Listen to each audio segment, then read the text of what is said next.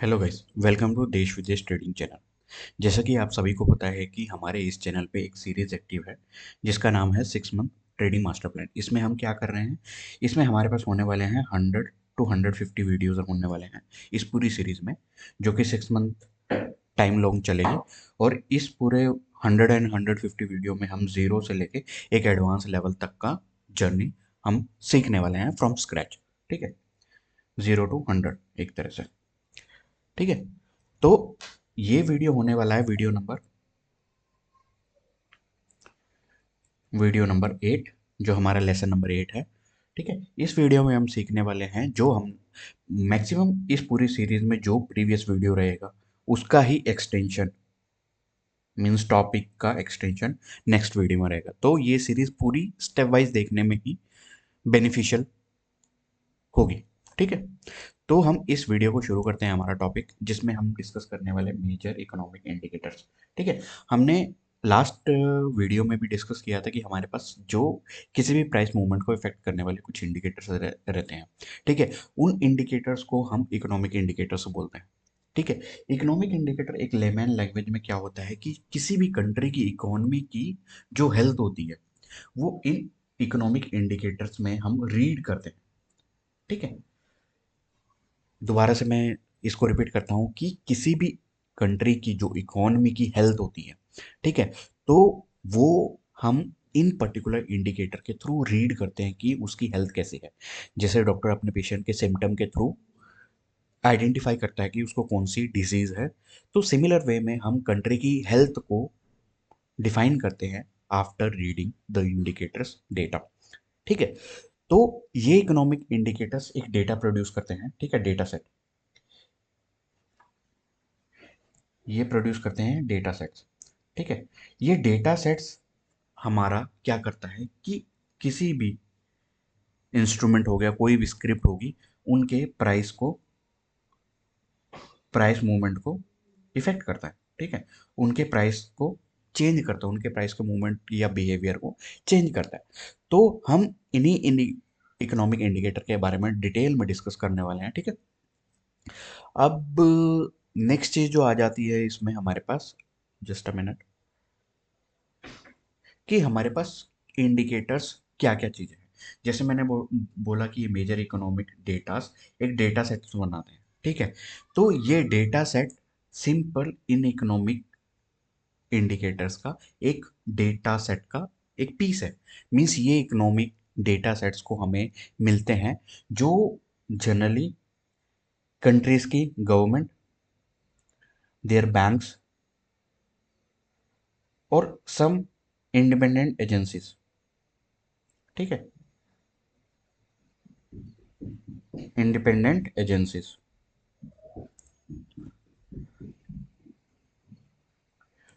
तो ये सारे मिलके हमारे पास कुछ इकोनॉमिक डेटा सेट्स रिप्रेजेंट करते हैं, प्रोड्यूस करते हैं या पब्लिश करते हैं एक तरह से। ठीक है, तो ये सारे डेटा सेट्स क्या क्या करते हैं, हमारे इंटरेस्ट रेट को इफेक्ट करते हैं कि किस कंट्री का इंटरेस्ट रेट क्या होना चाहिए, हमारी कंट्री की करेंसी की वैल्यू, एग्जैक्ट वैल्यू क्या होनी चाहिए, और हमारे पास स्टॉक मार्केट में जो सेंटिमेंट है वो क्या होना चाहिए। और जो भी हमारे पास कमोडिटी प्राइस है, वो कमोडिटी प्राइस हमारे कंजप्शन के लिए किस रेट पे हमें अवेलेबल होना चाहिए। ठीक है, ये सारी चीज़ें इफेक्ट होती हैं हमारे पास इकोनॉमिक इंडिकेटर डेटा सेट से। ठीक है, इकोनॉमिक इंडिकेटर डेटा सेट। अब आ जाते हैं कि हमारे पास ये कौन कौन से इकोनॉमिक इंडिकेटर्स होते हैं। ठीक है, हमने डिस्कस किया कुछ डेटा सेट होते हैं जो इफेक्ट करते हैं प्राइस के मूवमेंट को। अब वो कौन से डेटा सेट होते हैं उनके बारे में देख लेते हैं। सबसे पहले हमारे पास जो होती है लीडिंग इंडिकेटर्स। ठीक है, लीडिंग इंडिकेटर्स में हमारे पास क्या होता है कि जो हमारे पास फ्यूचर के प्राइस को इफेक्ट करेगा। आज डेटा है, आया है, या इन फ्यूचर जो डेटा आने वाला है उसको रिप्रेजेंट करता है, उसको हम बोलते हैं लीडिंग इंडिकेटर।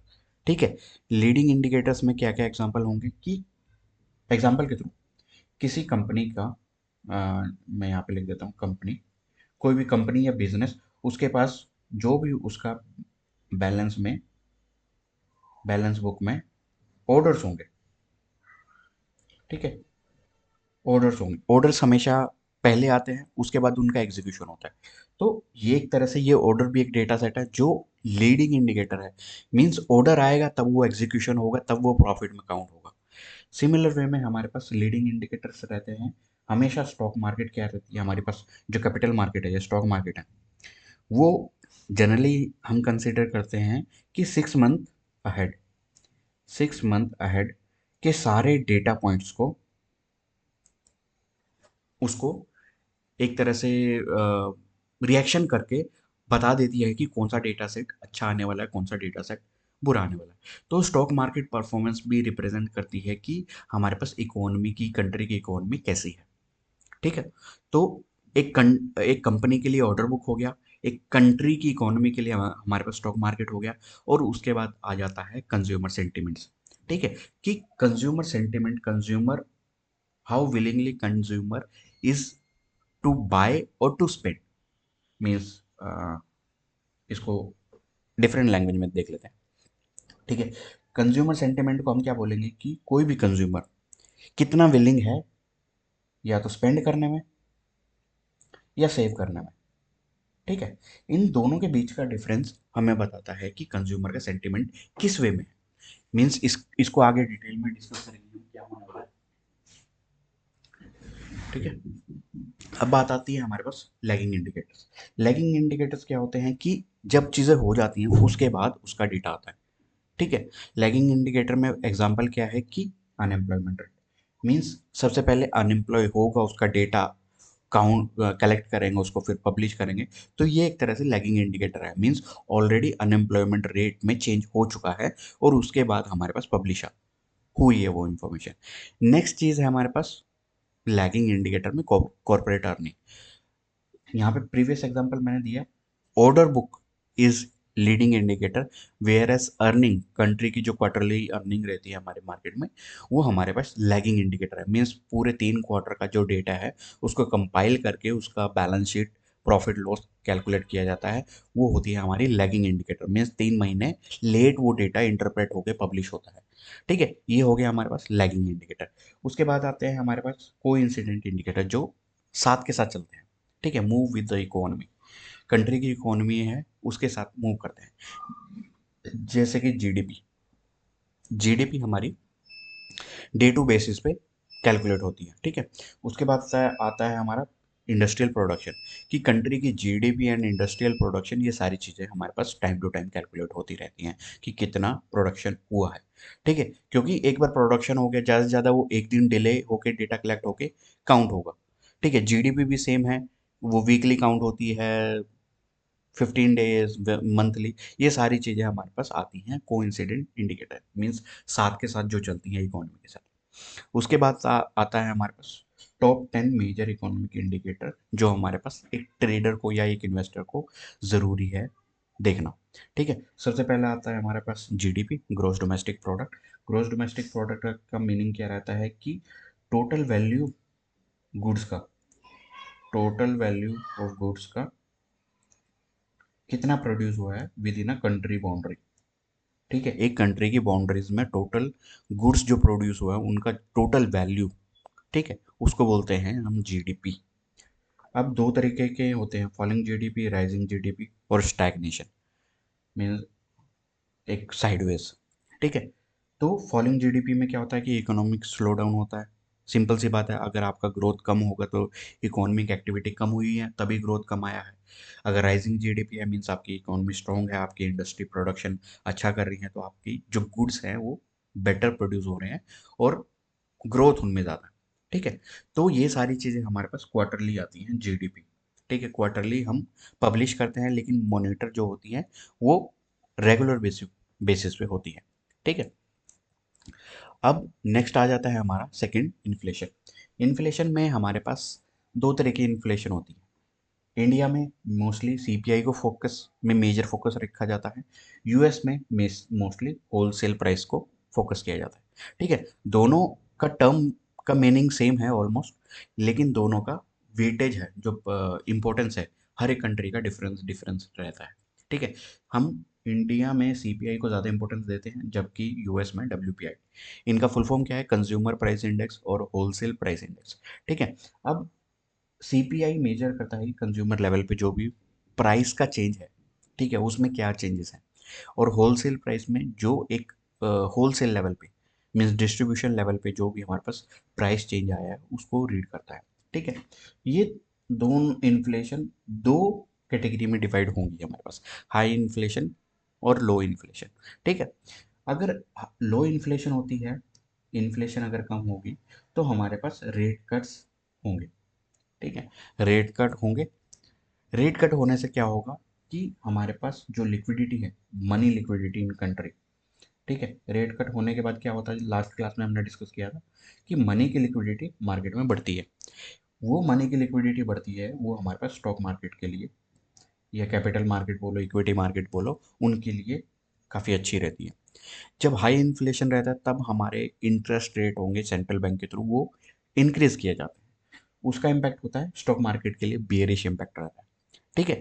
तो हमने लास्ट क्लास में भी डिस्कस किया था कि इंटरेस्ट रेट कैसे बैलेंस आउट करता है ग्रोथ में, इन्फ्लेशन में, ठीक है। तो इन दोनों के बैलेंस को इस तरीके से रीड किया जाता है कि अगर लो इन्फ्लेशन रहेगी हमारे पास स्टॉक मार्केट में या इक्विटी मार्केट में परफॉर्मेंस अच्छी होगी, अगर इन्फ्लेशन ज़्यादा होगा तो हमारे पास स्टॉक मार्केट में जो परफॉर्मेंस होगी वो खराब होगी, ठीक है। नेक्स्ट फैक्टर पे आ जाते हैं हमारे पास इंटरेस्ट रेट डिसीजन। अब ये इंटरेस्ट रेट डिसीजन कौन लेता है, हमारे पास लेते हैं सेंट्रल बैंक्स, ठीक है। सेंट्रल बैंक इंडिया का आरबीआई और यूएस का फेडरल रिजर्व और यूरोप का यूरोपियन सेंट्रल बैंक, ठीक है। अब सिमिलर वे में इन्फ्लेशन के रिलेशन में इंटरेस्ट रेट का क्या है, अगर इन्फ्लेशन इंटरेस्ट रेट को इम्पैक्ट करता है तो इंटरेस्ट रेट भी इन्फ्लेशन को इम्पैक्ट करता है। हाई रेट रहेंगे तो हमारे पास क्या रहता है कि अगर कंट्री के इंटरेस्ट रेट हाई रहेंगे तो वहाँ की बॉन्ड मार्केट मीन्स मैंने डिस्कस किया था कि हमारे पास, ठीक है, अगर हमारे पास इंटरेस्ट रेट ज़्यादा होंगे, ठीक है, इंटरेस्ट रेट ज़्यादा होंगे तो हमारे पास कंट्री की, ठीक है, कंट्री के T bills means treasury bonds, corporate bonds, इनमें हमारे पास इन्वेस्टमेंट बढ़ता है, ठीक है। अगर हमारे पास ये गवर्नमेंट सिक्योरिटी जीसेक में, गवर्नमेंट सिक्योरिटी, अगर इनमें हाई इंटरेस्ट रहेगा तो हमारा इन्वेस्टमेंट इसमें मूव करने लग जाएगा इंस्टेड ऑफ स्टॉक मार्केट, ठीक है। तो क्या हुआ है यहाँ पे कि अगर हमारे पास इंटरेस्ट रेट हाई है तो हमारे पास, हमने इन्फ्लेशन में भी देखा था कि हाई इन्फ्लेशन है तो रेट हाइक होंगे, रेट हाइक होंगे तो बेयरिश इम्पैक्ट होगा। सिंपल वे में हाई रेट जब भी होते हैं तो हमारे पास, हमने यहाँ डिस्कस किया कि स्टॉक मार्केट के लिए बेयरिश इम्पैक्ट है। लेकिन क्यों बेयरिश इम्पैक्ट है, क्योंकि हाई इंटरेस्ट रेट की वजह से हमारे पास जो मनी होता है, मनी का फ्लो होता है, वो ट्रेजरी बिल्स में, गवर्नमेंट के ट्रेजरी बिल्स में, कॉर्पोरेट बॉन्ड्स में, गवर्नमेंट बॉन्ड्स में और गवर्नमेंट सिक्योरिटीज में इनफ्लो हो जाता है, ठीक है। स्टॉक मार्केट में ना जाके वो इन तरफ मूव करता है पैसा, तो स्टॉक मार्केट का परफॉर्मेंस डाउन होता है और इनमें जो हमारे पास फिक्स्ड इंटरेस्ट इनकम है यहाँ पे हमारे पास आने लग जाती है। लोअर इंटरेस्ट रेट होगा तो हमारे पास जो स्पेंडिंग होगी, means lower interest rate in the sense high liquidity means more money in consumer send, तो जो स्पेंडिंग है वो बूस्ट होगी, ठीक है, ग्रोथ अच्छी होगी, स्पेंडिंग बूस्ट होगी, कंपनी इजीली बोरो कर सकती है मनी लोअर इंटरेस्ट रेट पे। जितनी ज़्यादा लिक्विडिटी होगी उतना ग्रोथ रेट फास्ट होगा, ठीक है, जितना ग्रोथ रेट फास्ट होगा उतनी ही स्पेंडिंग कोरस्पॉन्डिंगली आ जाती है उसमें, ठीक है। अब रेट हाइक करना अब एक कंट्री की करेंसी पे भी इम्पैक्ट करता है, ठीक है। अब रेट हाइक रहेंगे तो कंट्री के लिए पॉजिटिव होती है, ठीक है, रेट डाउन होंगे तो कंट्री के लिए नेगेटिव होती है। अब इसको एक छोटा टेबल बना लेते हैं हम।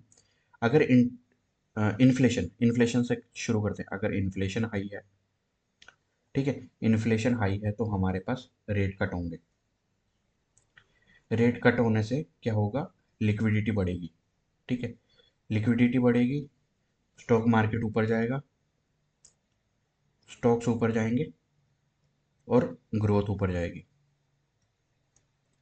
ठीक है,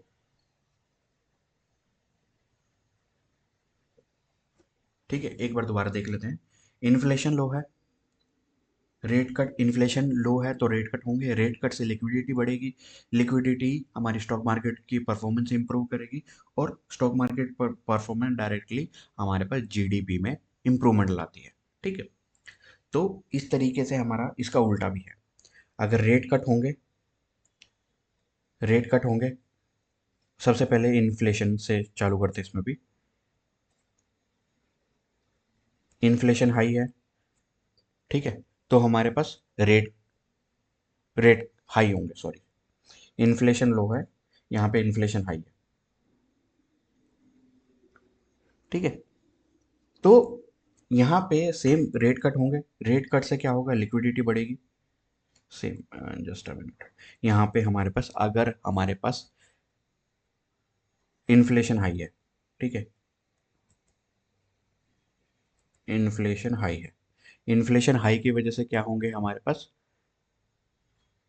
रेट हाइक्स होंगे, रेट बढ़ेंगे, इंटरेस्ट रेट बढ़ेंगे, इंटरेस्ट रेट बढ़ेंगे तो लिक्विडिटी कम होगी,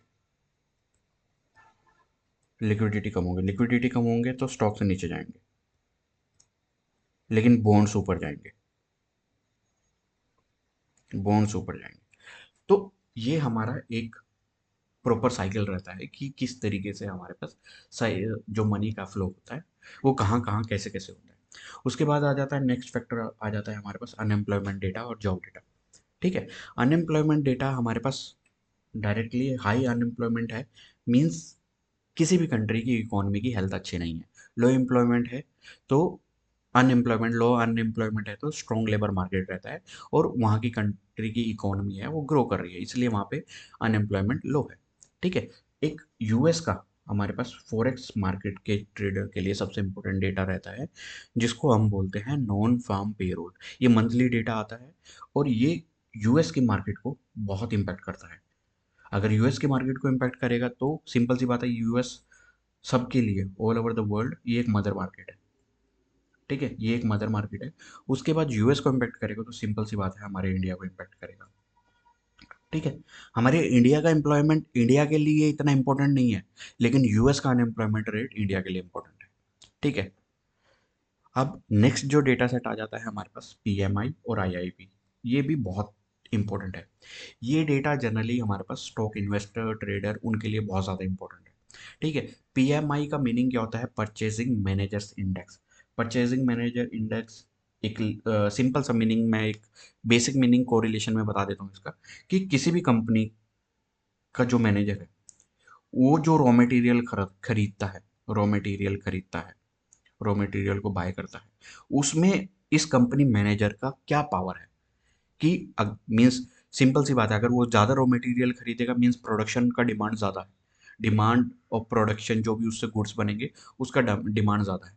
तो ये स्ट्रेंथ रीड होता है हमारा पास पीएमआई में, और मैं इसको बोलता हूँ सिंपल मैन्युफैक्चरिंग इंडेक्स। ठीक है, मैन्युफैक्चरिंग इंडेक्स। उसके बाद आता है हमारा इंडस्ट्रियल प्रोडक्शन इंडेक्स। ठीक है, इंडेक्स ऑफ इंडस्ट्री प्रोडक्शन। ठीक है, ये दोनों हमारे पास रेंज करते हैं हमारे पास 0 to 100 में। पीएमआई जनरली 0 to 100 में रेंज करता है। 50 से ऊपर मीन्स हमारे पास इकोनॉमिक एक्टिविटी हो रही है और इकोनॉमिक ग्रोथ हो रही है। 50 से नीचे means economic activity slow down हो रही है धीरे धीरे। जितना 50 से ऊपर रहेगा उतनी एक्टिविटी ज़्यादा रहेगी। जनरली ये अप्रॉक्सीमेटली 52 3 to 60 के अप्रॉक्स अप्रॉक्स रहता है हाई ग्रोइंग इकोनॉमी। इंडिया का जनरली 56 57 रहेगा, इससे ज़्यादा नहीं होता जनरली। 59 60, इससे ज़्यादा ये नंबर मूव नहीं करता। ठीक है, तो जनरली 50 से ऊपर जितना, 1 2 पॉइंट 3 पॉइंट 4 पॉइंट जितना भी ऊपर हो, ये हमारे पास मैन्युफैक्चरिंग को बताता है कि मैन्युफैक्चरिंग हो रही है। ठीक है, ये हो गया डेटा। पीएमआई आईआईपी ये किन लोगों के लिए इंपॉर्टेंट है, जो स्टॉक मार्केट में इन्वेस्ट कर रहे हैं, ट्रेड कर रहे हैं, तो उनके लिए ये डेटा काफ़ी इंपॉर्टेंट है। ठीक है, नेक्स्ट आ जाता है कंज्यूमर कॉन्फिडेंस इंडेक्स, सीसीआई। मैंने रिसेंट अभी डिस्कस किया था कि अ, किसी कंज्यूमर की टेंडेंसी बाय करने की या सेव करने की क्या है, वो रिप्रेजेंट होती है इस पर्टिकुलर इंडेक्स से। ये इंडिया के लिए नहीं है, ये है यूएस के लिए। यूएस में ये डेटा काफ़ी इंपॉर्टेंट है, और वो इसको काफ़ी रेगुलर बेसिस पे पब्लिश करते रहते हैं। ठीक है, ठीक है, सिंपल है। अगर हमारे पास हाई कॉन्फिडेंस रहेगा तो मतलब कि अगर सीसीआई हाई है, सीसीआई हाई है मीन्स कंज्यूमर में कॉन्फिडेंस है कि मार्केट में ग्रोथ है और उनके पास लिक्विडिटी है, तो वो स्पेंड करेंगे, और जितना ज़्यादा स्पेंड करेंगे उतनी इकोनॉमी बूस्ट होगी। अगर सीसीआई कम है मीन्स लो कॉन्फिडेंस है, वो सेविंग की तरफ फोकस करेंगे, मीन्स अगर वो स्पेंड नहीं कर रहे तो हमारी इकोनॉमी स्लो डाउन करेगी। ठीक है, ये है सीसीआई। हमारे में ये डेटा नहीं पब्लिश होता जनरली, इसका शायद कोई और नाम हो इंडिया में, लेकिन ये स्पेसिफिकली यूएस रिलेटेड है। तो मैंने डेटा वाइज भी डिफरेंशिएट किया कि कौन सा डेटा किस कंट्री के लिए ज़्यादा इंपॉर्टेंट है। मीन्स सिमिलर डेटा हमारे इंडिया में भी होगा कोई ना कोई, किसी नेम दूसरे नेम से, लेकिन हम जनरली फोकस करते हैं यूएस के डेटा को सबसे ज़्यादा। ठीक है, उसके बाद नेक्स्ट आता है ट्रेड बैलेंस। ठीक है, ये बहुत इंपॉर्टेंट है। एक सिंपल सा मैं एक कंक्लूजन यहाँ सबसे पहले ही ड्रॉ करता हूँ कि जब तक आपकी कंट्री का एक्सपोर्ट ग्रेटर देन इंपोर्ट नहीं होता, ठीक है, एक्सपोर्ट ग्रेटर देन इंपोर्ट नहीं होता, तब तक आप डेफिसिट में रहेंगे। ठीक है, ट्रेड बैलेंस जनरली क्या होता है कि एक्सपोर्ट माइनस इंपोर्ट। ठीक है, एक्सपोर्ट माइनस इंपोर्ट, कितना आपने एक्सपोर्ट किया, कितना आपने इंपोर्ट किया। ठीक है, जब तक ये एक्सपोर्ट ग्रेटर देन इंपोर्ट नहीं होगा तब तक आप डेफिसिट में रहेंगे और आपका ट्रेड बैलेंस डेफिसिट में जाता रहेगा। अगर आप डेफिसिट में हो तो आपकी कंट्री की करेंसी, जैसे हमारी कंट्री की करेंसी है ना, जब तक आप डेफिसिट में हो आपकी करेंसी डिप्रिशिएट होती रहेगी ओवर द टाइम। ठीक है, ओवर द टाइम डिप्रिशिएट होती रहेगी। एक सिंपल सा हमारे पास एग्जांपल है, जब हम ब्रिटिश रूल से इंडिपेंडेंस में आए थे, तब हमारा 1 रुपीज़ अप्रॉक्सीमेटली $1 के इक्वल था। ठीक है, आज वो अप्रॉक्सीमेटली 86 रुपीज़ का है। 86 रुपीज़ इक्वल टू $1। तो जब तक हम नेट एक्सपोर्टर नहीं बनते, जब तक हम एक्सपोर्ट ज़्यादा नहीं करते इम्पोर्ट से, तब तक ये हमारा करेंसी डेप्रिशिएट होता रहेगा। जैसे ही हम एक्सपोर्ट सरप्लस में आने लगेंगे, सरप्लस करने लगेंगे, तो हमारे पास ये डेप्रिशिएशन स्टॉप हो जाएगी। ठीक है, ये डेप्रिशिएशन स्टॉप हो जाएगी और उसके बाद एप्रिशिएशन चालू होगा। उसके बाद करेंसी का रोल बैक होना चालू होगा, मीन्स 86 का 85, 84 ऐसे ऐसे आता जाएगा। ठीक है, लेकिन जब तक हम एक्सपोर्ट ओरिएंटेड इकोनॉमी नहीं बनते हैं, तब तक हमारे पास जो कंट्री का करेंसी है वो डेप्रिशिएट होना चालू होगा। और सबको पता है कि डेप्रिशिएशन इन्फ्लेशन किस तरीके से इम्पैक्ट करता है हमारी सेविंग्स पे, हमारी इन्वेस्टमेंट प्रॉफिट्स पे, हमारे जो भी रिटर्न ऑन इन्वेस्टमेंट है उन सब पे कितना ज़्यादा इम्पैक्ट करता है इन्फ्लेशन और डेप्रिशिएशन। ये दोनों एस्पेक्ट बहुत ज़्यादा इंपॉर्टेंट है एक इन्वेस्टर के लिए। ठीक है, अब हमारे पास आ जाता है नेक्स्ट जो इंडिकेटर है, वो है retail sales. Retail sales means कि कितना स्पेंड या कितना स्पेंड किया है एक कंज्यूमर ने, या कितने गुड्स बाय किए हैं। ठीक है, ये डायरेक्टली बताता है कि आपकी इकोनॉमिक एक्टिविटी हुई है या नहीं है। अगर रिटेल सेल्स नहीं हुए हैं तो मीन्स कंजप्शन नहीं हुआ है, मीन्स गुड्स जो भी बने हैं वो सिर्फ इन्वेंटरी में पड़े हैं और कंज्यूम नहीं हुए। ठीक है, तो रिटेल सेल्स डायरेक्टली बताता है कि आपकी जीडीपी ग्रो हुई है या नहीं हुई है। ठीक है, तो और जनरली 60% किसी कंट्री की इकोनॉमी सिर्फ रिटेल सेल्स पे ओरिएंटेड है। Retail sales in the sense कि इंडिविजुअल पर्सन क्या क्या चीज़ें बाय करता है, वो फूड बाय करेगा, वो एपरल बाय करेगा, वो होम बाय करेगा, ये सारी चीज़ें आती हैं रिटेल सेल्स में। तो किसी कंट्री का 60% जो फैक्टर है जीडीपी में, वो रिप्रेजेंट होता है रिटेल सेल्स में। ठीक है, उसके बाद आता है हमारा crude oil inventory and prices. ठीक है, अब एग्जांपल इंडिया का है। ठीक है, इंडिया एक नेट इंपोर्टर है, सिंपल सी बात है। तो हमारे लिए सबसे बड़ा जो कॉमोडिटी है जिसमें हम सबसे बड़ा बिल पे करते हैं वो है क्रूड ऑयल। ठीक है, हम means all over the product जो भी हम इंपोर्ट करते हैं, कुछ भी इंपोर्ट करते हैं, गोल्ड हो गया, कमोडिटी हो गया, हमने वीट पल्सेस कुछ भी मंगाया बाहर से किसी भी दूसरी कंट्री से परचेज किया, तो उसमें सबसे जब बड़ा जो बिल होता है, सिग्निफिकेंट बिल, मैं ये कहता हूँ कि मेजर चंक जो होता है वो होता है क्रूड ऑयल का। ठीक है, तो ये क्रूड ऑयल का बिल डायरेक्टली इम्पैक्ट करता है आपके कंट्री की करेंसी पे। ठीक है, आपकी कंट्री की इन्फ्लेशन पे, आपकी ट्रांसपोर्टेशन कॉस्ट पे, ये सारी चीज़ें इम्पैक्ट करती हैं। ठीक है, अगर ये सारी चीज़ें क्रूड का प्राइस मीन्स क्रूड का बिल अगर ऊपर गया, सिंपल सा लॉजिक है। अगर क्रूड का बिल ऊपर गया तो सिंपल सी बात है, आपकी ट्रांसपोर्ट कॉस्ट बढ़ेगी। ठीक है, सबसे पहले इम्पोर्ट इम्पोर्ट बिल बढ़ गया आपका पास, वो इम्पोर्ट बिल पास ऑन होगा ट्रांसपोर्टेशन कॉस्ट पे। ट्रांसपोर्टेशन कॉस्ट बढ़ी तो आपके गुड्स के प्राइसेस बढ़ जाएंगे। ठीक है, यहाँ पे एक और टर्म्स आ जाएगा, गुड्स के प्राइसेस बढ़ जाएंगे, गुड्स के प्राइसेस बढ़ेंगे तो वहाँ पे आ जाएगी इन्फ्लेशन, हाई इन्फ्लेशन। ठीक है, तो क्रूड का एक ऐसा इम्पैक्ट है जो बहुत डीपली इम्पैक्ट करता है।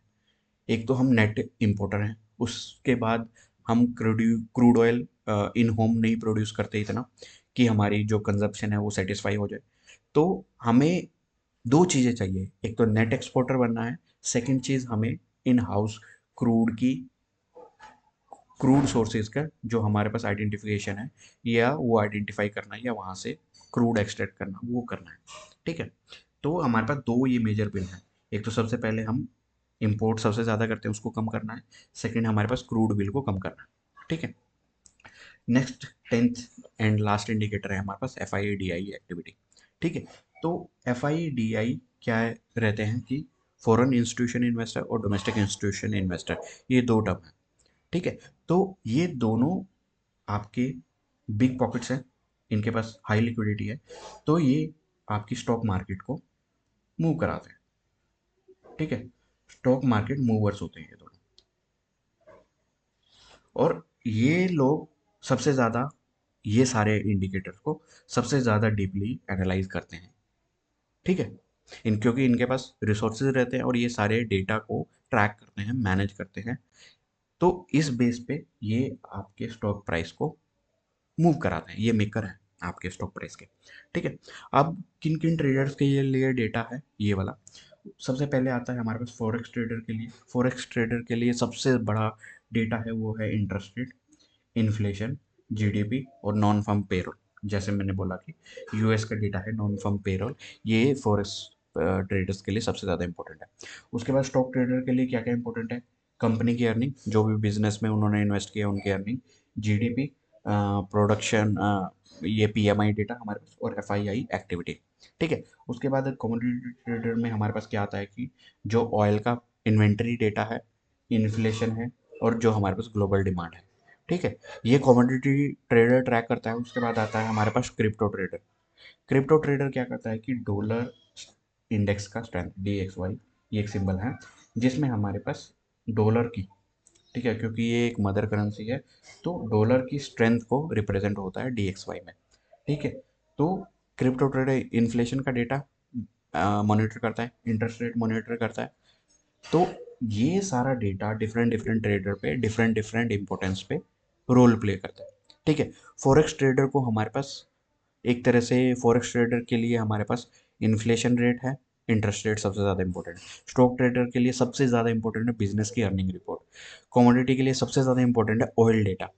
क्रिप्टो के लिए सबसे ज़्यादा इंपॉर्टेंट है आपका डॉलर स्ट्रेंथ। ठीक है, डॉलर का वैल्यू नहीं, डॉलर का स्ट्रेंथ। डी एक्स वाई क्या है, यहाँ पे कंफ्यूज मत होना डॉलर और डी एक्स वाई में। डी एक्स वाई क्या है कि ये different currencies, euro, JPY Japan का करेंसी, उसके बाद स्विस फ्रैंक सीएचएफ और कैनेडियन, ये सारी करेंसी मिलके एक डॉलर के अगेंस्ट में कैलकुलेट की जाती है, इन सारी करेंसी का डिफरेंट डिफरेंट वेटेज के बेस पे। तो जितना ज़्यादा डॉलर इंडेक्स स्ट्रॉन्ग होगा उतनी डॉलर की वैल्यू होगी, जितना ज़्यादा वीक होगा उतनी डॉलर की डिमांड कम होगी और डॉलर का जो रिक्वायरमेंट है वो कम हो जाएगा। ठीक है, उसके बाद समरी में आ जाते हैं हम इस पूरे सेशन का। ये सेशन थोड़ा बड़ा हो गया, लेकिन इसमें काफ़ी इंपॉर्टेंट टर्म्स थे जो समझाने बहुत ज़रूरी थे। उसके बाद आता है समरी में, इंडिकेटर्स में दोबारा ये सारी चीज़ें रिपीट होंगी। जीडीपी ग्रोथ, इक्विटीज़ और करेंसी को इम्पैक्ट करता है। सीपीआई जो हमारे पास इन्फ्लेशन डेटा है, उसमें इन्फ्लेशन है और ये करेंसी और इंटरेस्ट रेट को इम्पैक्ट करता है। इंटरेस्ट रेट हमारा मॉनेटरी पॉलिसी को इम्पैक्ट करता है और हमारे पास फॉरेक्स और इक्विटीज़ के लिए इंपॉर्टेंट है। अनएम्प्लॉयमेंट रेट लेबर मार्केट को इम्पैक्ट करता है, फॉरेक्स को इम्पैक्ट करता है, और रिस्क जो भी मार्केट का सेंटीमेंट है उसको इम्पैक्ट करता है। उसके बाद हमारे पास मैन्युफैक्चरिंग इंडेक्स आ गया जो मैन्युफैक्चरिंग में इम्पैक्ट करता है और इक्विटी मार्केट का ट्रेंड को डिसाइड करता है। उसके बाद हमारे पास आता है ट्रेड बैलेंस, जिसमें हम एक्सपोर्ट माइनस इम्पोर्ट करते हैं। अगर डेफिसिट है तो हमारी कंट्री का जो करेंसी का वैल्यू है वो डिप्रिशिएट होता जाएगा।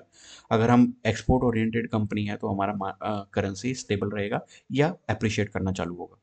ठीक है, ये करेंसी हमारी करेंसी की स्ट्रेंथ डिसाइड करता है। ऑयल डेटा हमारे पास एनर्जी कॉस्ट, सबसे बड़ा बिल होता है ऑयल डेटा का, ये हमारी एनर्जी कॉस्ट रिप्रेजेंट करता है। और एनर्जी कॉस्ट डायरेक्टली हमारे गुड्स और सर्विसेज पे डायरेक्टली ट्रांसमिट होती है, ठीक है। तो डायरेक्टली कमोडिटीज प्राइसेस पे और हमारी कंट्री की करेंसी की हेल्थ पे डायरेक्ट इम्पैक्ट करता है। उसके बाद आता है हमारे पास एफआईआई एक्टिविटी, जो मार्केट सेंटीमेंट को इम्पैक्ट करते हैं और हमारी स्टॉक मार्केट की मूवर होते हैं, क्योंकि इनके पास बिग बिग मनी रहता है, बिग लिक्विडिटी रहती है, तो इसलिए ये इम्पैक्ट ज़्यादा करते हैं। उसके बाद हमारे पास जनरली क्या रहता है, जो भी ट्रेडर होते हैं या इन्वेस्टर होते हैं, उनको हमेशा डिसाइड करने से पहले कुछ इंपॉर्टेंट डेटा को चेक करना बहुत ज़रूरी है। मीन्स ब्लाइंडली हमें कोई भी, अगर मीन्स डेली ट्रेंड को आप ट्रेड कर रहे हो या इन्वेस्ट कर रहे हो सिर्फ डे के मूव को, तो आपके लिए ये डेटा कोई भी मायने नहीं रखता है, ठीक है। सिर्फ आपको ये डेटा जब पब्लिश हो रहा है उस टाइम पे आपको अवॉइड करना है, अदरवाइज आपको ये डेटा नोटिस करने की भी ज़रूरत नहीं। लेकिन आप जब टाइम फ्रेम बढ़ाते हो, तो सिंपल टेक्निकल के अलावा आपका ये इंडिकेशन, आपकी रिपोर्ट्स, अर्निंग, ये सारी चीज़ें इम्पैक्ट करती है प्राइस के मूवमेंट को, ठीक है। जितना आपका शॉर्टर टाइम पीरियड होगा किसी चीज़ को जज करने के लिए, उतना उनका इनका इस इंडिकेटर्स का इंपॉर्टेंस कम होगा। अगर आपका टेन्योर एक दिन का है तो आपको ये डेटा पढ़ने के लिए, मॉनिटर करने के लिए कोई ज़रूरत नहीं है। अगर आपका इंटेंशन है कि आपको एक साल का नज़रिया बनाना है, तो आपको ये डेटा देखना पड़ेगा, ठीक है। सिंपल सा एक लॉजिक है। तो इस वीडियो को इतना ही रखते हैं। होप ये वीडियो पसंद आया होगा। और ऐसे ही हमारे पास सबसे ज़्यादा जो डिमांड आई है, वो हमारे पास डिटेल्ड में एनालिसिस की आई थी, ठीक है। तो हमने ये वीडियो कंप्लीट किया यहाँ पे। ऐसे ही और वीडियो को सब्सक्राइब करने के लिए और कंटेंट का इन्फॉर्मेशन पाने के लिए इस वीडियो को लाइक करें, चैनल को सब्सक्राइब करें। Thank you, thanks for watching.